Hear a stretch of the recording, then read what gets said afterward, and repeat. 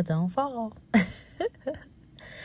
It's really sticking on now. I think that's really going to be my thing when I start my podcast. And welcome back. If you are a brand new listener, I am Dr. Nakaya Johnson. I am a metaphysician. I am a holistic health practitioner certified herbalist, certified aromatherapist, certified nutritionist consultant. I have a PhD in philosophy. I specialize in metaphysical sciences.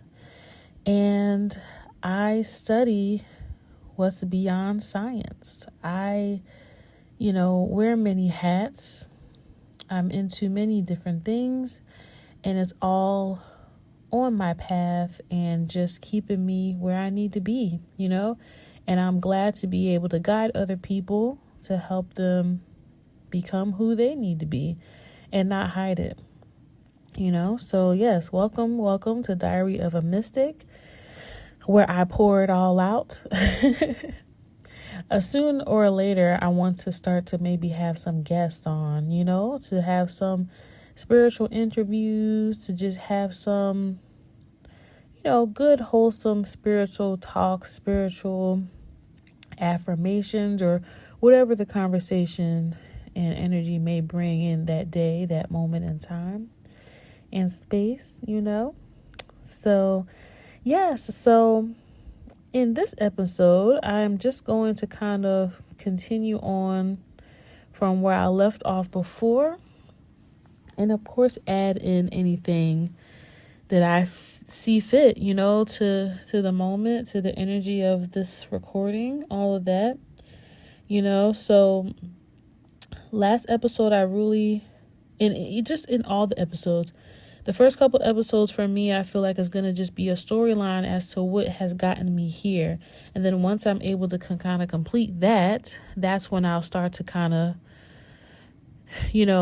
put more information out on like open interviews and stuff like that. If you have something to say, if this is just a question, a Q&A type of forum for myself, different kinds of things like that. So yes, on to my journeys after. You should go back and listen if you hadn't, but to my journeys after, where I got to the point where I couldn't hide it no more. I just couldn't, hide it anymore. All the suppression that I was going through, all the things that I was experiencing, seeing, feeling, hearing, all those clairs. This is also an educational platform. So when I, pause to explain some things, really take heed. This information is also in my books. I teach beginners on how to get into their metaphysical aspect of life. In different ways on how to approach that gently within yourself.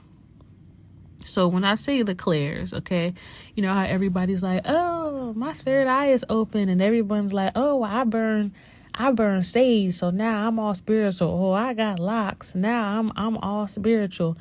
Yeah, this world is very spiritual, and it gets deeper than a bundle of sage. It gets way deeper than that, It gets deeper than just wearing crystals. Stuff like that.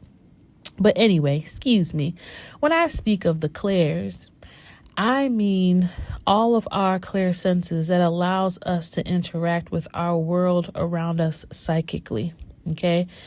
Whether we want to believe it or not, everybody on this planet, everything on this planet is psychic. Everything. There is an aspect of us that relates to the aspects in everything around us, allows effective communication, whether we want to know that or not, whether we notice it or not. It's always some type of communication going on between us, people, and other things. So the clairs, let's say, when someone says, oh, my third eye is open, all that is known as clairvoyance. Okay, peeps. So clairvoyance is just clear seeing. The clair in the beginning means just having to be able to do something very clearly.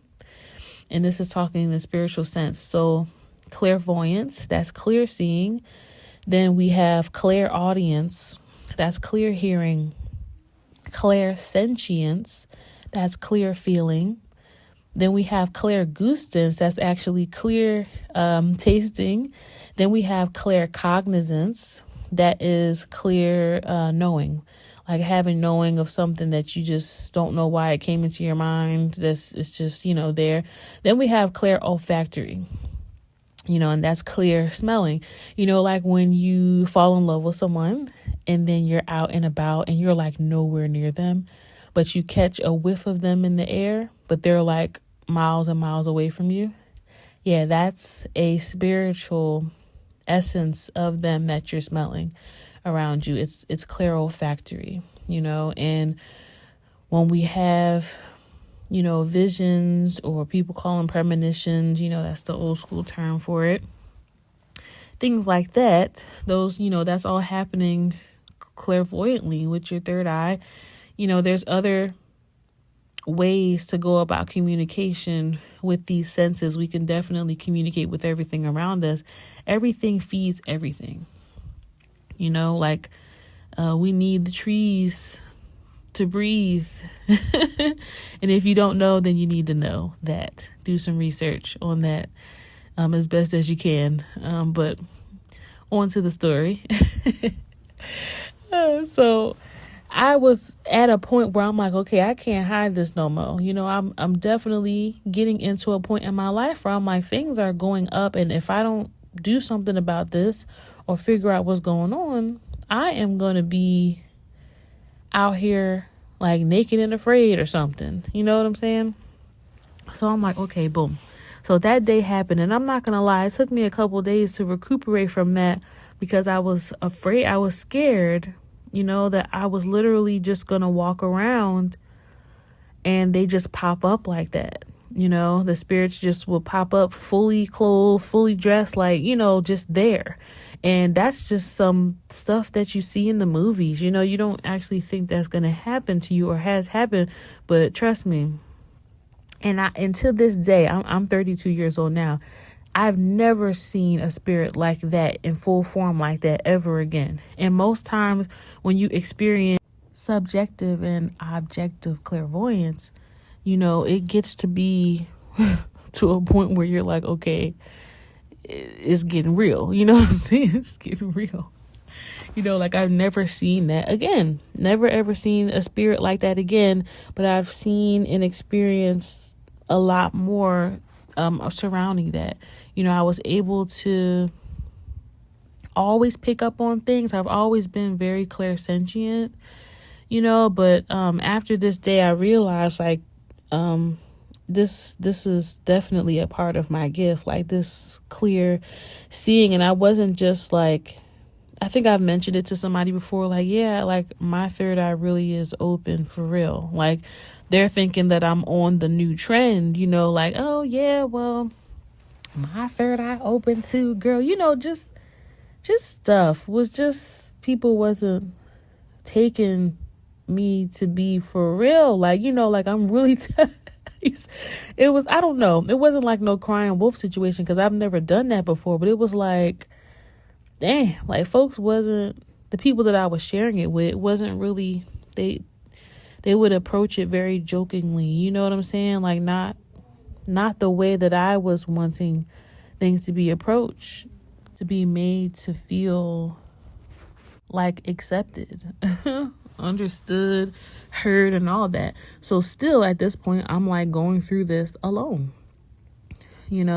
So at this point in my life, I'm just like, okay, I need to start to really evolve and start to research some stuff. Like I said before, I was, still into like sports and stuff. Even after high school, I was into so many different things, so I stumbled upon someone that is very, very important to me. And I wrote about her in my book. All of the things that I mentioned as an educational point, like viewpoint with the clairs and everything, I've written books on. So I actually have a book called The Six, that's available on Amazon now. You can just type in like Dr. Nakia Johnson and my books will pop up. I also created a journal, 112-page journal with a checklist, with multiple checklists, with all steps on how to get closer to yourself metaphysically. And it's really beautiful. Please take a chance on it in the books and the information that I have there. But anyway, so I stumbled across a person, because I mentioned in the last segment, I believe I was talking about I had to decide to go get a reading done.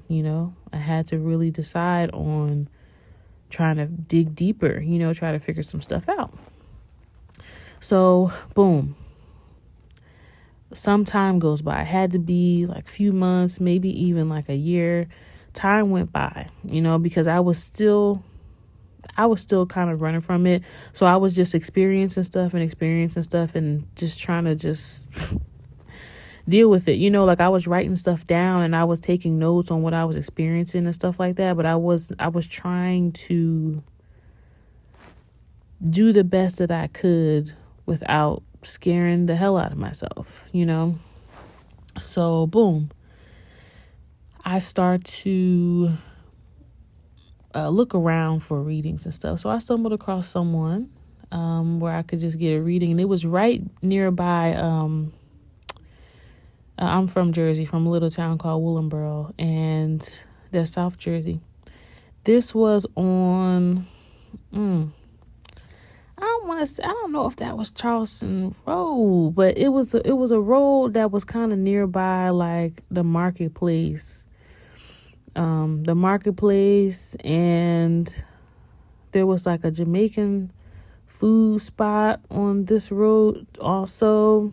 And this is the same road where, like, if you keep taking it straight, I think you can go like straight across, like right into Beverly. I think. If my memory is the same, child. I've been in NC for about 10 years now, so it's a little foggy with my Jersey directions. But so I found this woman, okay, and I'm like, you know what? I'm gonna get a reading done because I need to know what's going on. Boom, go up there to the door, and immediately I'm like, my heart is in my toe. And I'm just like, oh my gosh, this is it. This is the moment. The forbidden, like I'm doing the forbidden. This is something that like my mother and my family is not going to approve of. But at this point, I'm like, you going against the grain. I have made a total commitment with myself. Like I done went against the grain years ago when it comes to this spiritual stuff. Like, so I went in and I was met with this older woman, not knowing how like monumental this woman would be to me. Just a short, little old woman. And I won't mention her name. In the book that I've written, her name is in there. Very beautiful soul. She taught me how to connect with myself and how to bring on being able to connect deeper, and that's the trick about spirituality and spiritualists and all these new age people that are trying to act so spiritual, like it's an outfit, like it's a style. You know what I'm saying? Like if it's just something you do on a day of the week. But no, this is a lifestyle. This is a walk of life. This is not something that you just pick up one day because it looks cool. You know what I'm saying? And it's not something that you can honestly feel like you can convince other people to do, or something that you feel like, I don't know, maybe like, okay, you read one book and now you're totally enlightened. Like, no, you're forever going to be a student to this life and to yourself and to everything that's happening around you. You know what I'm saying? But yeah, like when I went to visit her, the only reason why I chose this particular woman to be so important to me is because she was able to tell me things that people wouldn't know. There's no way that anybody would know some things that she mentioned.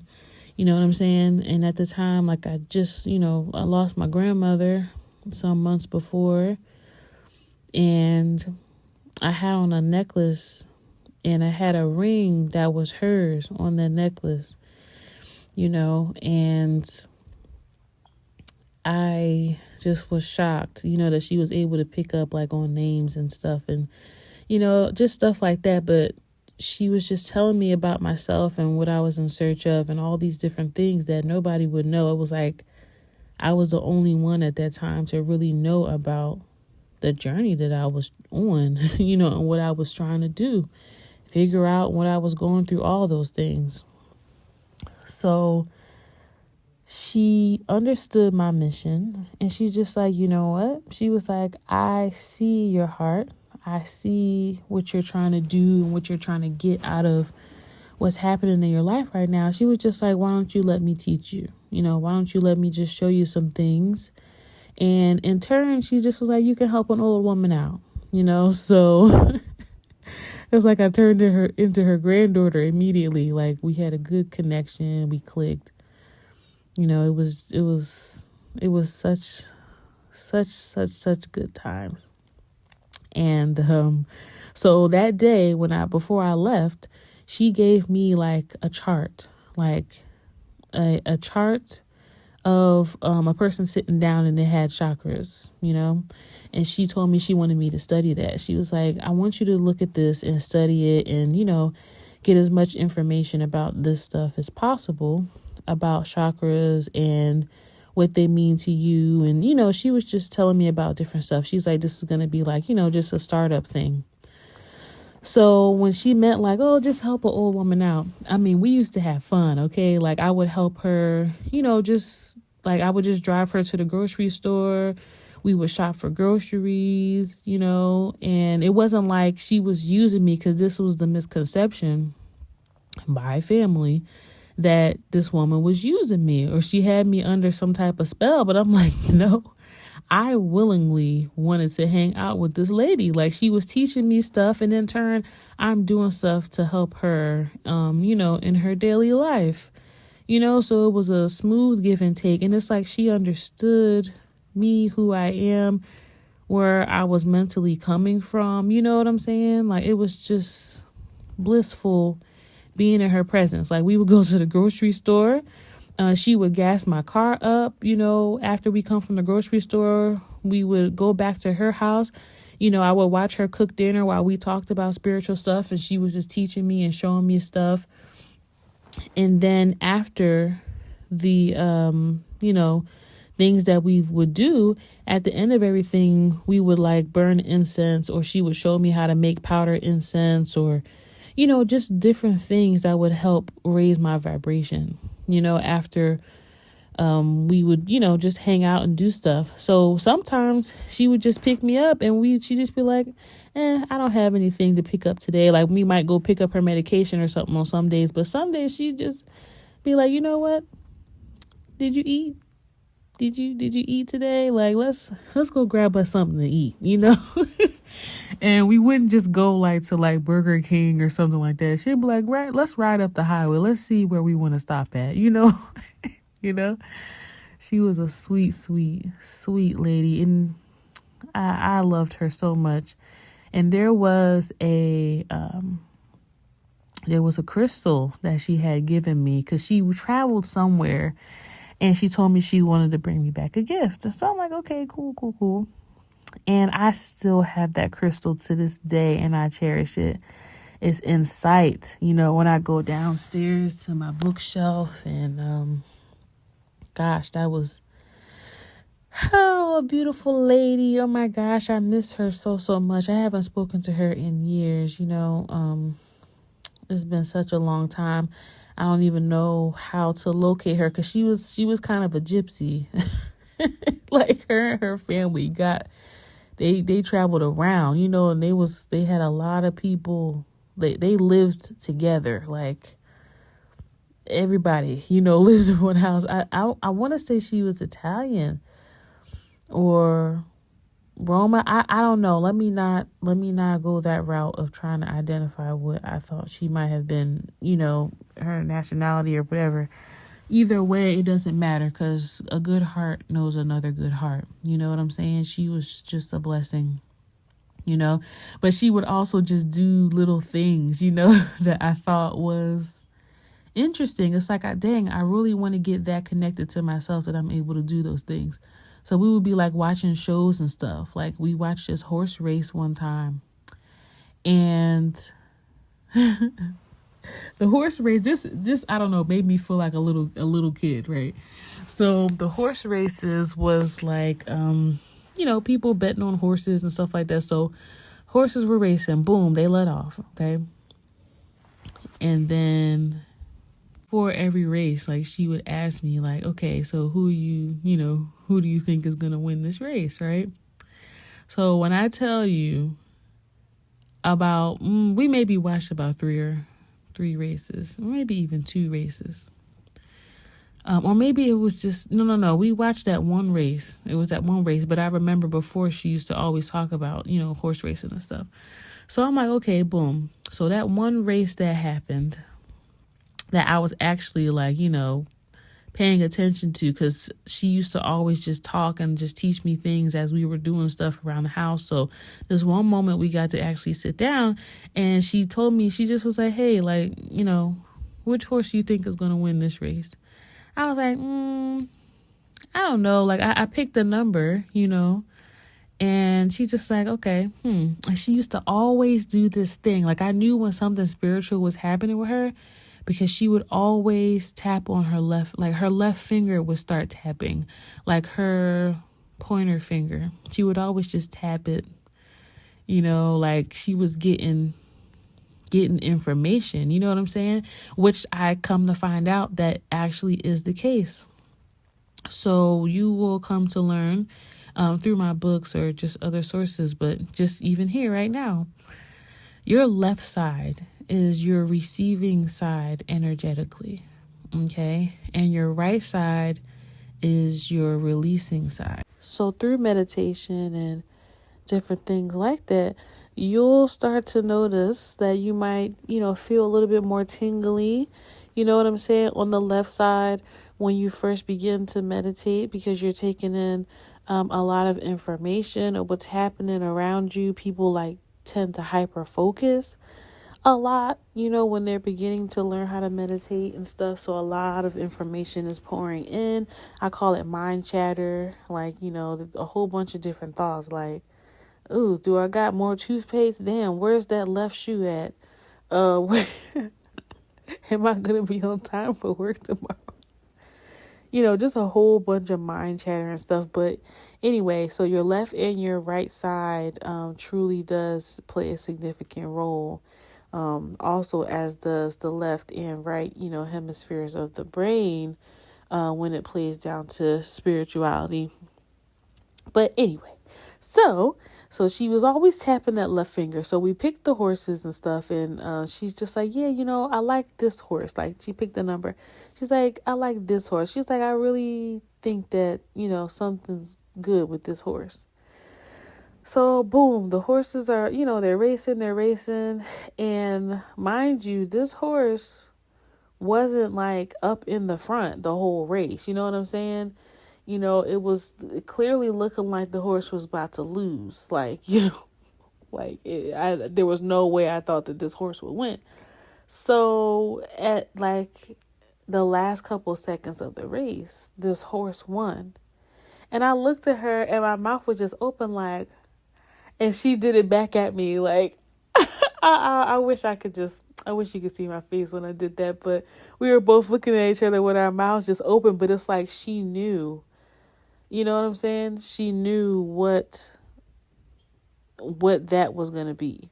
And it wasn't pre-recorded or nothing. This was races that was happening on TV, And I had to learn over time, every moment that I spent with her, every scenario, every situation, she was teaching me how to tune in.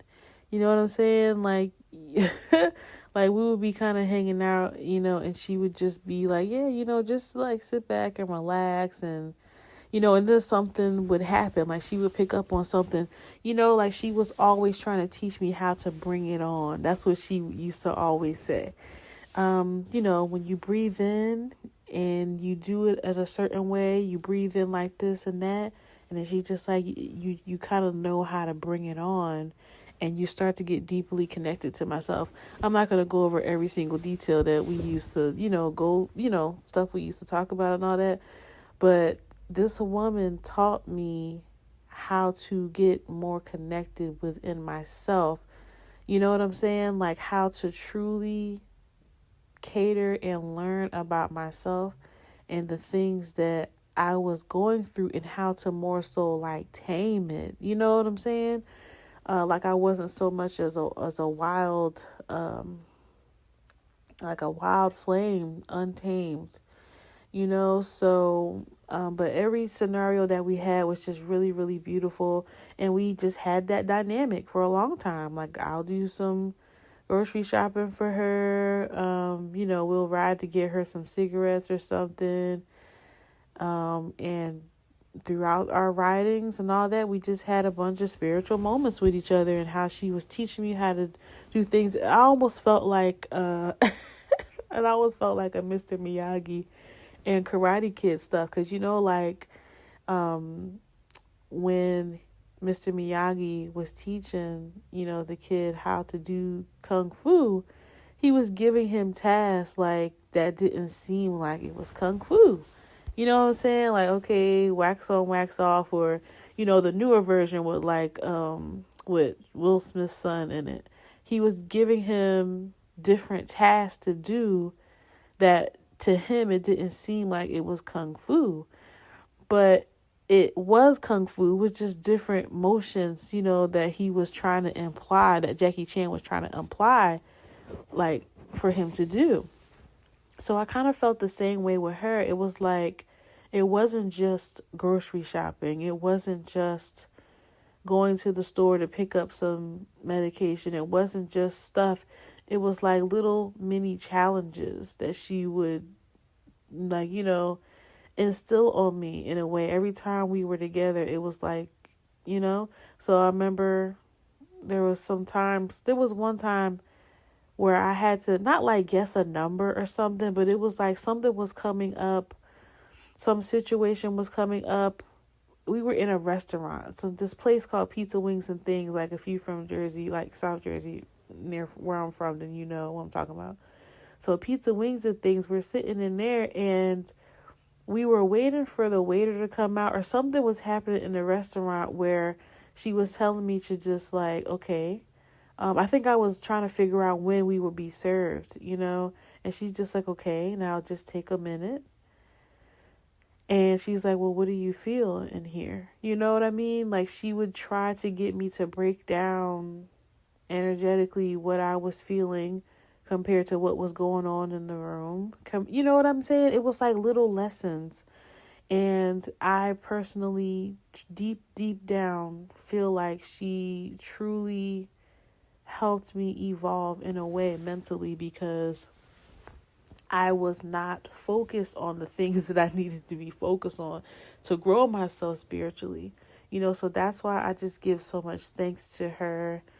I hope that she's still alive, because back then when we were, hanging out and stuff, she had to be like, in her 60s or something. 60, you know what I'm saying? This was like a long time ago, so I just pray she's still, walking the earth and just out there still doing readings and stuff. And, and I will say her, I won't say her real name, but, people called her Miss Ike. Miss Ike. That was, I loved her so much. And, her family was just welcoming. Whenever I was around, they would talk to me and, be nice to me and stuff. So it was just a really good, family setting. You know what I'm saying? It was just a beautiful thing, all the things that I learned from her. So I'm not gonna lie, I did have some outside third party influences because I had some friends at the time and they were like, my smoke buddies and stuff. And they started to notice like I was like not wanting to, I wasn't hanging around with them as much as I used to because I'm like learning from her at this point. And whenever I would go back to them and I would tell them like what was going on and what I was doing, like, it was always some flack about it. Like, oh, you're getting used, you doing this and that, da, da, da, you're getting used.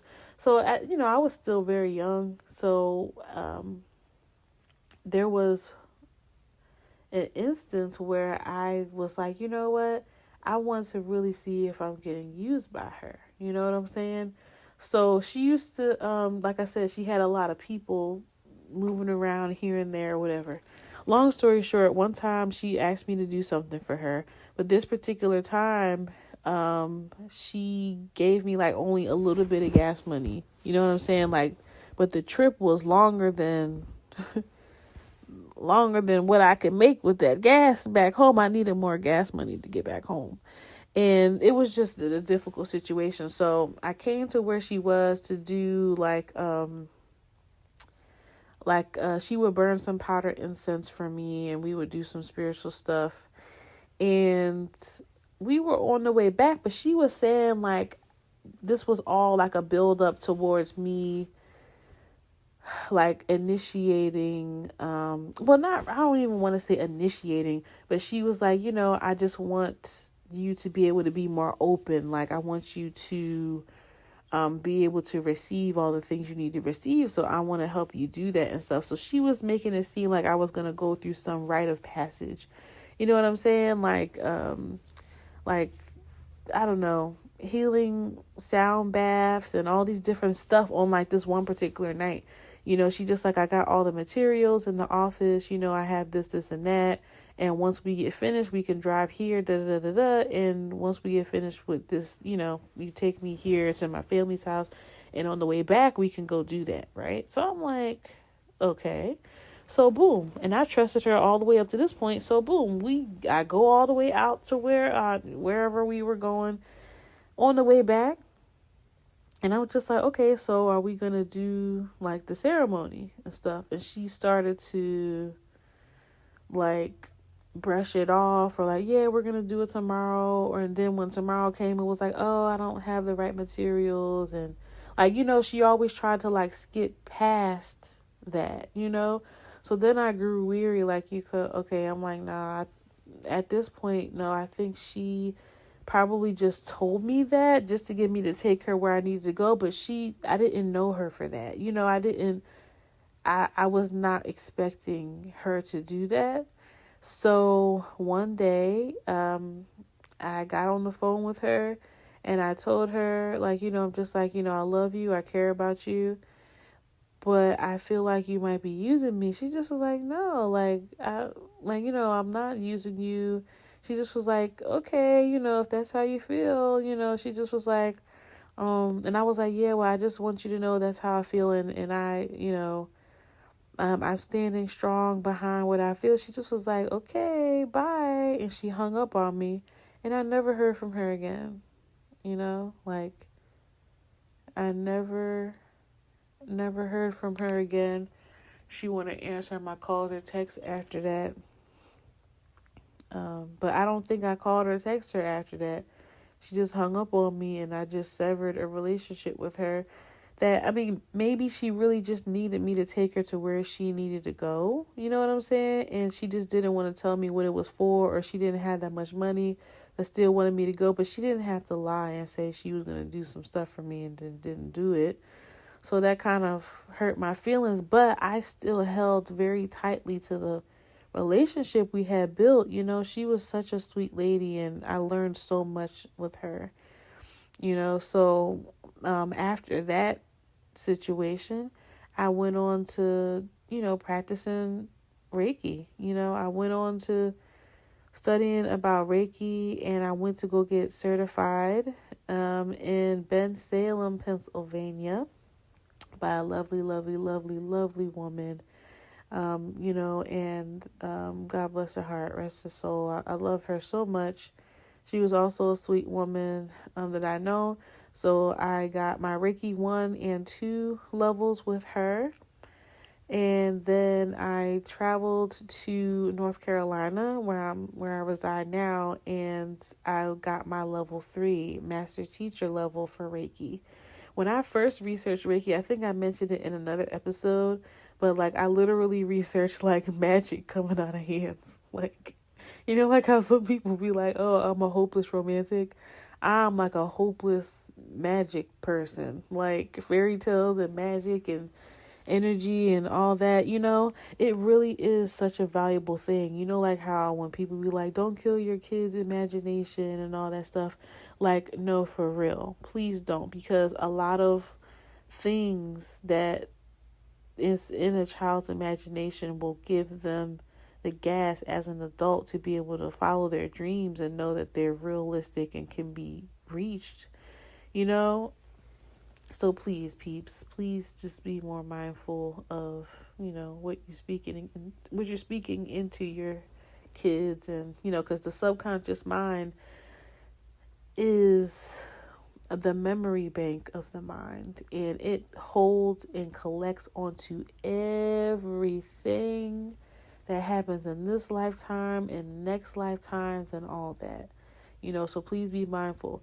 In this work, in metaphysical work, spiritual work, that's one thing that spiritualists don't know. It is very highly recommended that if you're going to be in this line of work, you have to be connected, willing to go, reaching the limits for your body, mind, and soul to be balanced. So it is highly recommended for you to adopt some type of subconscious work. Whether it be hypnosis, whether it be SRT, spiritual response therapy, working with pendulums, some type of subconscious work, because sometimes you have to go a little bit deeper, into things. And when you're able to develop your clairs and able to develop things to be able to help you manage getting deeper into someone's energy, then, it's definitely all worth it. You know what I'm saying? It really, truly is.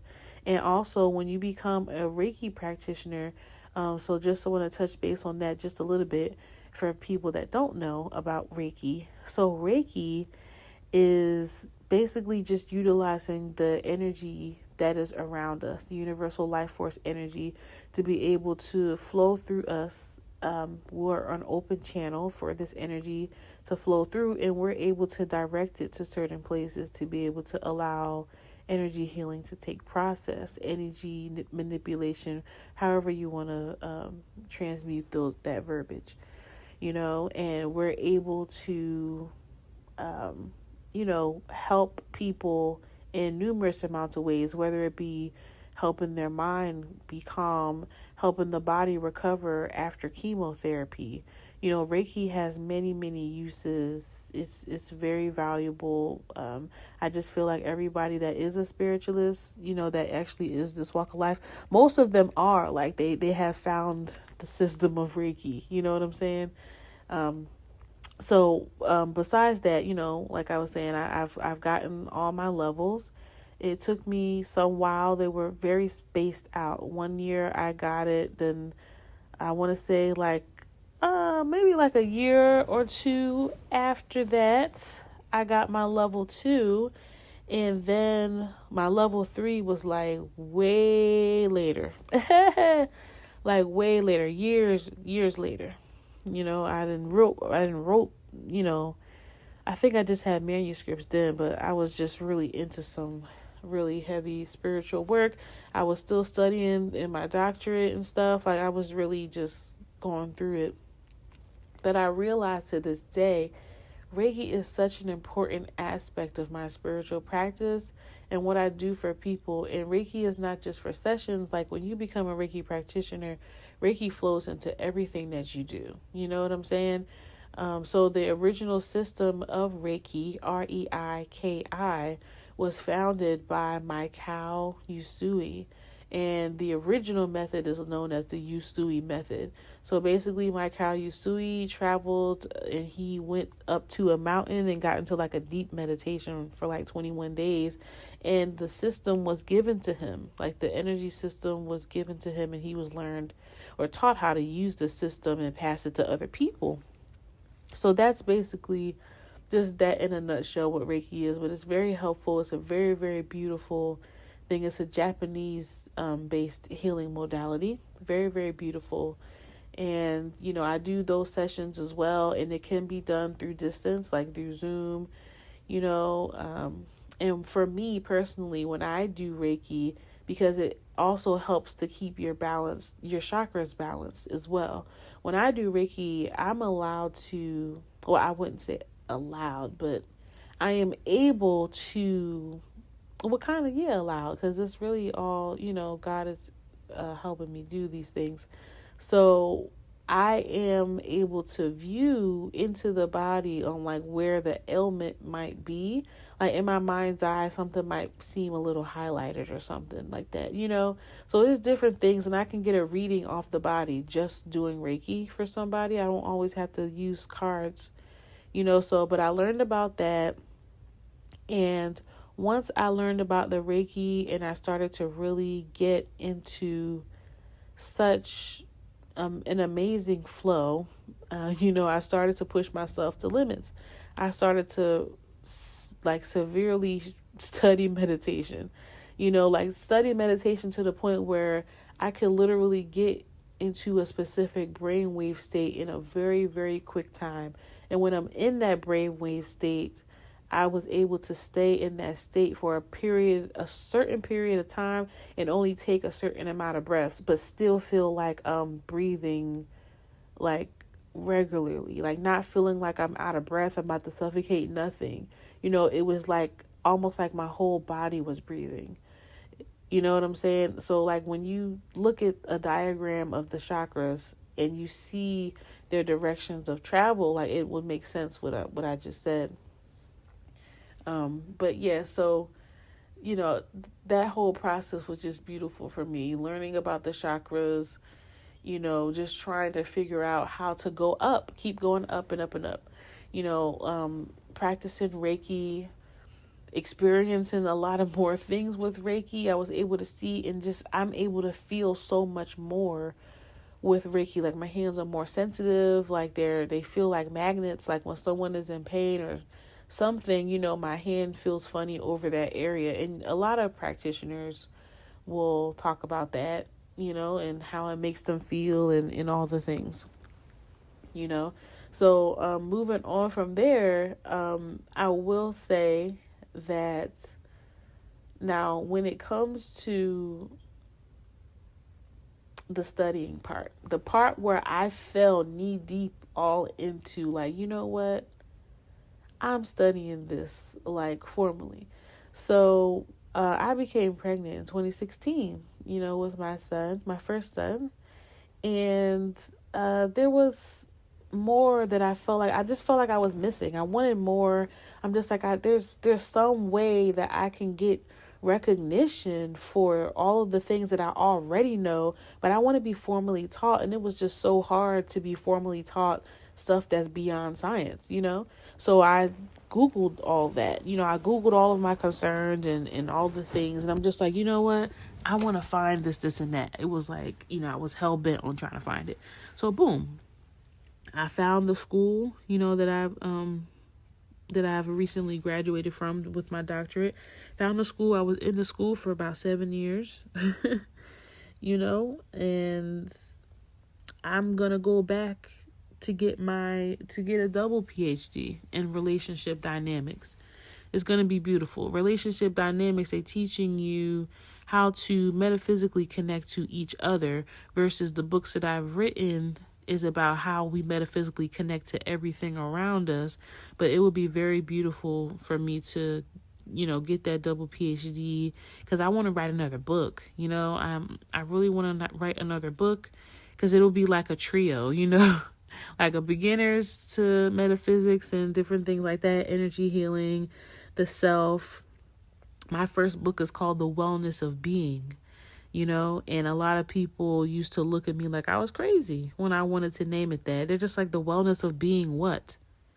Exactly. The wellness of being, just being, sitting there, nothing going on. You're just within yourself. You're just being, so the first book is about how to maintain and get to the point where you can just be, and understand life at a different angle.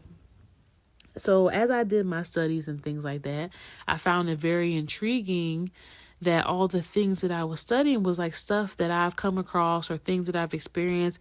I've also, we've done dream interpretation, learned how to do pendulum, learning the technicalities of pendulum, how to do it, all the things. Okay. So many different things, having a certain mindset to be able to attract the things that you want, law of attraction, so many different topics, I've gone over, and I've been so blessed to have known those things, and I encourage those that are wanting to get down this path as beginners to start with my first book.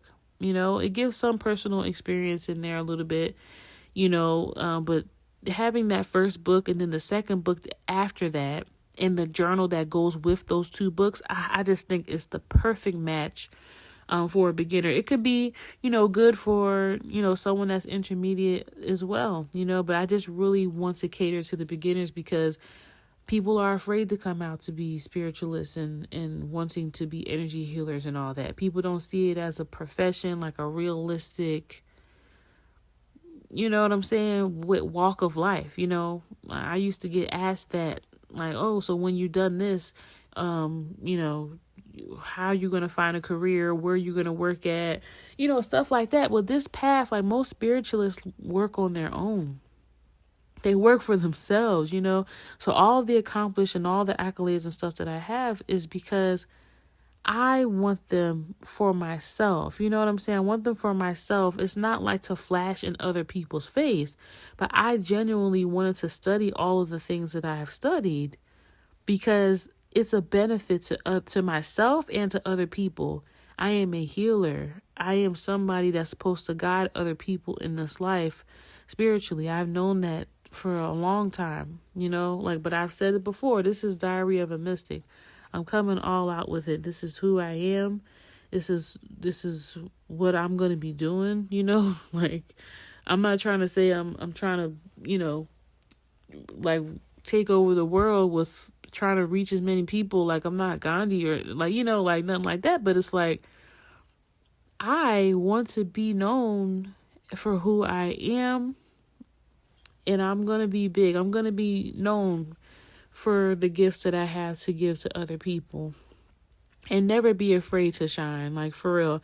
I know that's very, like, elementary school to say, but don't ever be afraid to shine your light, no matter if it's blinding the other person or not. That's their issue on how they're perceiving light, okay?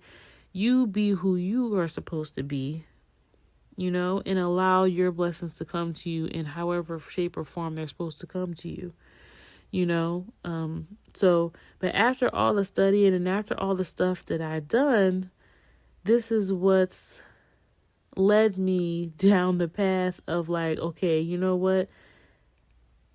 I feel like there's something else happening because from that point when I started school, from when I first started learning about all this since I was 9 years old, I started having more profound dreams. I started having very, very profound dreams. Spirits coming to me, all kinds of stuff. But there's a particular dream that I distinctly remember, which leads me to my path that I'm walking today as Onisheshe. Proud to be Onisheshe, daughter of Yemoja. I'm proud of it, okay? And for those that don't know, Onisheshe, I am an Ifa practitioner. I'm soon to be an Ianifa, daughter of Yemoja. It's my head Orisha. There's a lot, that I have to come, So, but from that point, when I signed up for school, that was in 2016. At that point, I started having dreams, like spirits coming to me, not like little small dreams. These were profound moments of like, this is like a very intelligent spirit. So basically, when I had this dream, I learned that over time, this was years later, that there was a particular energy that had visited me and I didn't know. So boom, story time. Fill your teacup up. Fill the cup up, okay? Tea time. So boom, the dream starts out as me walking in like, it looked like a field or something. Like I was walking in a backyard, a very, very large backyard, okay, with very, very large trees. Like the trunks on these trees were humongous. I mean, very healthy trees, like sturdy. Through a storm, they ain't going nowhere, And there were like these banners hanging up on the trees and stuff, like drapes of like African colors and stuff. So, and at this point, I actually started looking into like hoodoo a little bit, and people kind of get things mixed up. Hoodoo and voodoo are not the same thing. So with hoodoo, it's kind of like you make something out of nothing. This is what, ancestors practiced back in the day. They get some herbs together to use them for certain reasonings of depending on what's going on around them. Or what's going on inside them, like, health stuff, anything. And you put it all together and you make something out of nothing. That's called conjuring. And a lot of people don't quite understand that. They get very afraid of that word conjuring. They get very afraid of the word hoodoo. They get afraid of all of this wordplay. And I'm glad I took the time in my studies to be able to break all this stuff down, to have people understand things more gently. Okay, so when it comes to that, okay, conjuring, making things, people say, oh, you casting spells or whatever the case may be, right? But do you know people conjure every single day? Everybody, okay? Christians, everybody. People that think that they are against spiritualists and all that root work they be doing work and don't even know it, okay? They do work and they don't even realize it. That good old chicken soup that you like to make to help somebody feel better? You put love all in the ingredients, you whip it up, and drink this, it'll make you feel better. That, my dear, is called conjuring. You're putting things together, you're putting herbs and different things in a pot, and putting intention into this to be sure that someone's health improves. This is called conjuring. This is called conjuring. It's a term of witchcraft to be cooking meals. So all y'all folks that like to whip stuff up and cook meals and, oh, this food makes me feel so good. Oh, this food, is conjuring. Congratulations. You've graduated your mind just now. But anyway, so sorry, I just got way off track, but I just get a little bit amped up sometimes to teach y'all some stuff. But yeah, so anyway, this was around the time where I was practicing hoodoo and stuff. So people that practice hoodoo, they like to give offerings and stuff to Orisha. They're African energies, they're African powers, but these Orisha were actually present on the earth. They've walked the earth before. There's evidence of them actually being here. They've had houses, they had stuff like in Africa. They have belongings that are now sacred sites there, in Africa. But anyway, so I'm walking down this, I'm in the backyard and stuff. So I walk up to a table and there's like a bunch of women at the table, but I'm not like looking at their faces. I'm like hyper focused on this candle that she's holding. So it was a red and black candle. The top was red and the bottom was black, or vice versa, but it was split like that. So I just remember her saying like, okay, it's time to do this, right? So I'm like, okay, just kind of don't know what the heck that was about. So boom, the dream switched to where like I'm walking into like a kitchen. And as I'm walking into this kitchen, I'm looking like, okay, well, where's the head guy? Like where is whoever owns whatever is happening right now? So I see somebody at the front of the kitchen. It looked like people are consulting him, asking him questions. So I start to walk up towards him. Now he looks like an ordinary guy, an ordinary man, like that looks like a strong guy, like a stern guy.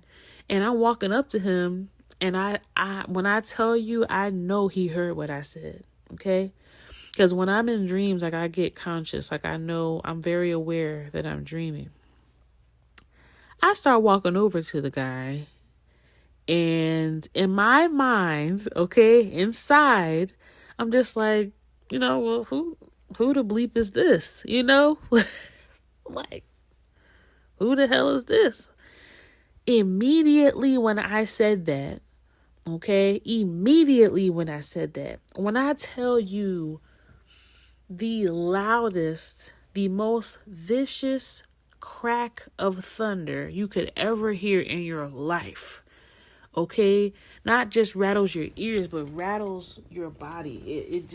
It literally felt like a lightning bolt surged through my body, and I closed my eyes. And when I closed my eyes, I saw who he really was. He was like some muscular, like Olympian god looking kind of guy. He had thunderbolts in his eyes. Like it was like cloud in his eyes, but thunderbolts. And he had like clouds around him, like all on the floor and stuff. And it was a split second where that happened. So I looked at him, I said what I said, and then bam, the lightning bolt happened. I saw him, and then the vision went back to us just being in the kitchen, and he was just staring at me. And I was shook, y'all. Like, I was shook. Like, to this day, I always get goosebumps when I talk about this. But, like, I was shook. And I walk up to him very slowly at this point, and he's just staring at me. And I heard him say, like, now you see who I am. Like, now you see who I am. And I stood in front of him, and we were just staring at each other. And then the vision changed again to where like I was in a line. It might have been like 6 or 7 of me and like a couple other women. It was 2 lines, and we all had sweet potatoes. And there was a bucket at the bottom, like where his feet was, and he was standing at the front. So me and these women were in line dancing in unison with these sweet potatoes. I mean, it was like every time we moved, it was like this hum, like this vibratory hum that you can just feel like throughout your body. It's like we were just all on the same beat, and it was like our energy was being put into these sweet potatoes. Not in a bad way, like someone taking your energy, but it was like we were charging the potatoes up with the movement of our body. You know what I'm saying? It was the movements that we were making were beautiful. Like we were just in some type of elegant trance dance. It was beautiful. So after that, we all went up there and like put the potatoes in the bucket, and he's just standing there looking at us like we were giving offerings to him. So then all the women are like leaving out the kitchen, and I was about to turn out to leave, and I looked back at him, and I heard like, you'll see me again. And then I woke up. So I'm like what was all that about? Like what was all that about? So I know in this group that I used to follow, like there was people talking about, the Orishas, and people be like, oh, Papa Legba, all that stuff. And I was just so confused because I was still learning about different things when it comes to African, spirituality, African traditions and stuff like that. So I was told, that it was a certain Orisha, but I'm just like, I didn't know too much about it, so it didn't register. But from that point on, I started to do my own research and stuff. And come what want to say, earlier this year, I finally was able to figure out what that dream was about. That was Orisha Shango that came to me in my dream.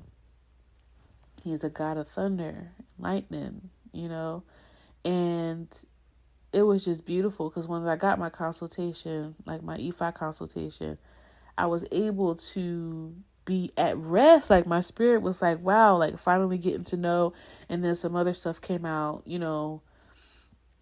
in my consultations and things like that. But I'm a daughter of Yamaja, but it's still like amazing to them that, Shango came to me in my dreams like that.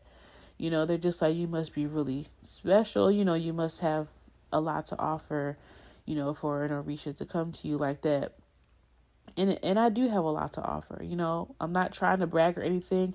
I'm just, speaking positive about myself. You know what I'm saying? I'm just like doing what anybody else would do for themselves, But yeah, it's really truly been like an amazing journey, and a little bit about the tradition of Isheshe, because everybody just says, oh, Ifa, Ifa, Ifa. So I follow the Yoruban version of, Ifa. It's known as Isheshe, Isese, Isheshe. So there's many different versions of, Ifa. You know what I'm saying? And there's ways you can get into it, but you can get scammed. Like if you're not careful and you don't trust, certain people. But I have a godmom now that I cherish so much, and she just guides me in like the brightest of ways. And also, let me go back just a step. So Ifa, Isheshe is a very beautiful tradition, but Ifa is the divination system used within the tradition. Okay, so like how somebody pulls tarot cards and stuff like that, and they get guidance. Yeah, Ifa is a very, very ancient divination system that is not just cards where they're just, they're not just cards. Ifa has ashe. Ifa has energy. Ifa has life. You know what I'm saying? That you have to appease. You have to do different things within the tradition of Isheshe. And it's just been so beautiful. Like I said before, I'm proud to be Onisheshe. I am very, very proud to be Onisheshe. I'm learning Yoruba, like Inumi Doom. I am happy, I am happy. So happy to be down this path that I'm on. And the fact that I've come so far, you know what I'm saying? It's just been a blessing. Like written books, the books that, the papers that I had to write in school when I did my doctorate. I had to do like a dissertation and I did a thesis. I made those into books because they were such phenomenal writings. I had to use them. You know what I'm saying? There's so many different things that I have accomplished in my spiritual journey that at this point in my life, I am at like a peak, but that peak is like the bottom of another mountain. You know what I'm saying? So I have my hand in Ifa. That is the first, step. Is also known as Ishefa, Isefa. And I will initiate, into Ifa, proudly and get my Itefa and, do my ceremonies, do the things that I need to do, because it's really significant to my spiritual journey. All the things that I've studied and all the things that I've done is really coming to ahead for me. But like I said, it's a peak, but it's the bottom of another mountain because we're always a student to this life. You know what I'm saying? And from people that know me from back then, like when I first started, like selling candles and you know what I'm saying? Like my all natural pain relief salve, like all that. I still do those things. I still am that person. I am more so evolving and cracking open another layer to my shell. You know what I'm saying? At this point, and it's just so beautiful. Me learning the traditions of, Isheshe and going as far as I'm going, soon to touch the motherland, hopefully in the next few months. I am really just at such a bright part of my life that I am just proud to be sharing all of this, and when I do go to Africa, it's going to be a documentary. Okay. Like, it's going to be so much stuff for me to be able to share. And, I'm just happy right now in my life. And there's so many different experiences for me to share, but I'm going to definitely wrap it up here, and save some more for the next episode. And then after that episode, I'll probably add somebody in, to start to get a little bit, interested with conversation and flow and all that. And let me know if somebody wants to get on to like one of my episodes and want me to interview you, or you interview me about just my life and what I've been through. And even if you've gone through some similar things and just want to be talking about it, you don't have to share your name or anything like that. We can always work around some stuff, but I would love to just interact with y'all and get to know a lot of different things. So yeah, like, let me know. My email is definitely going to be in the slideshow that's there on the podcast. It's definitely going to be a lot of information, a lot of postings and things like that.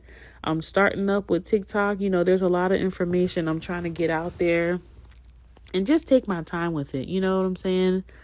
Just really, really just coasting through life in the smoothest way possible. And I'm taking every single necessary step toward my destiny, and I can't be stopped. Hey, I can't be stopped, whether you want to watch it or not. Bars. But thank you so much, everybody, for sticking with me. It's third episode, doing what I gotta do. I'll be back with the fourth episode soon. I know they're a little bit spaced out, but life is lifing, okay? And it is what it is. But again, this is Dr. Nakaya Johnson, metaphysician, certified holistic health practitioner, certified master herbalist, certified aromatherapist, doctor in philosophy, specializing in metaphysical sciences, here to help you out with the things that you need to get help with, and we'll get there. Trust me, it's a journey, and I'm here to take that step with you. I hope y'all take care and see you next time. Bye.